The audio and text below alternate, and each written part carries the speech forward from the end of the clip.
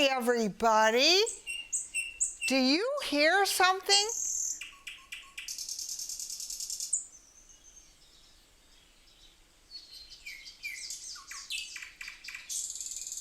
Is that a bird?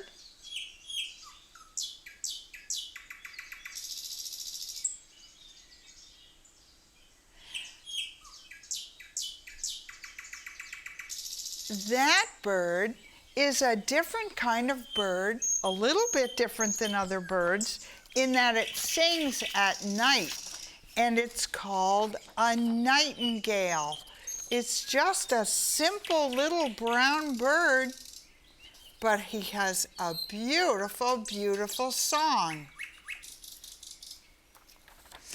And this is a story about a nightingale. This story is called The Sleepy Songbird by Suzanne Barton.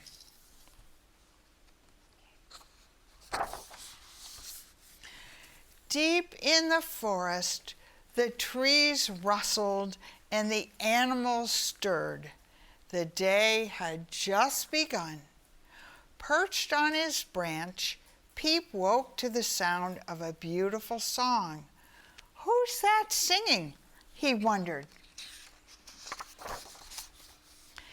Peep stretched out his wings and fluffed up his feathers and decided to follow the tune. He soared on the breeze to the edge of the forest, where high up in a tree he found an owl. Is that you who's singing? He asked Peep. It's not me, hooted the owl. Hoo, hoo. So Peep glided down the field below, weaving through the grain, and soon he spotted a mouse. Is that your wonderful song? Said Peep. Not mine, squeaked the mouse. Peep hopped through the poppies and followed the song down the riverbank. As he watched the water sparkle and swirl, up popped a frog. Have you been singing? Said Peep. No, croaked the frog. Ribbit, ribbit, the song is coming from over there.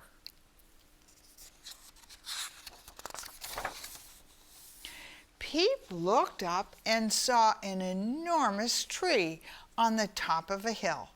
The tree was full of birds, and they were all singing. Peep landed on one of the branches and listened. That was beautiful, said Peep when they had finished. I've never heard anything so lovely. Thank you, chirped a friendly bird. We are the dawn chorus. What is the dawn chorus? Peep asked. We sing together each morning, said the bird. Our song lets everyone know that it's the start of a new day. Peep thought for a moment. Can I sing with you, please? Come for an audition tomorrow, said the conductor. We start at dawn.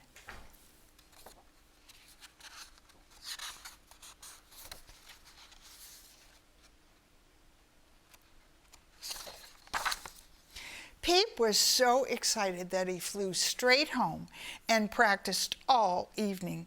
And when he couldn't sing another note, he fell fast asleep. The next morning he awoke in a panic. You're going to be late for your audition, hooted the owl. Hoo, hoo. Peep blinked his sleepy eyes in the bright sunshine. Oh no! And he flew as fast as he could. But he was too late. I'm sorry, Peep. The day has begun and the dawn chorus has already sung, said the conductor. Can I have one more chance? Begged Peep. Come back tomorrow, said the conductor, but don't be late. That day, Peep practiced and practiced. He sang so sweetly that all of the forest animals stopped to listen.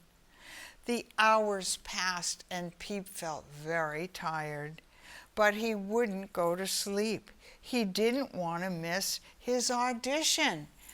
He watched the stars as night fell. Just before dawn, Peep set off for the audition, but when he got there, he was so tired. All he could do was yawn. "Oh dear, Peep," the conductor sighed, "perhaps you're just not meant to sing with us." Peep felt very sad as he walked away. "Now I'll never be part of the dawn chorus," he said to himself. He flew home all alone, and as the sun started to set, he sang softly. After a while, Peep heard another sweet song drifting toward him. Not far away, he saw a bird who looked just like him. "Why can't I sing in the evening," asked Peep, "but not in the morning with the dawn chorus?" "Because you're a nightingale, just like me," said the bird. "Nightingales don't sing at dawn, they sing at night." So, as the stars came out and the moon shone brightly, the two nightingales sang the most beautiful song of all. And that is the story of the sleepy songbird and the nightingale. And maybe you will hear a nightingale singing some night. I hope you do. Perhaps he'll sing you to sleep.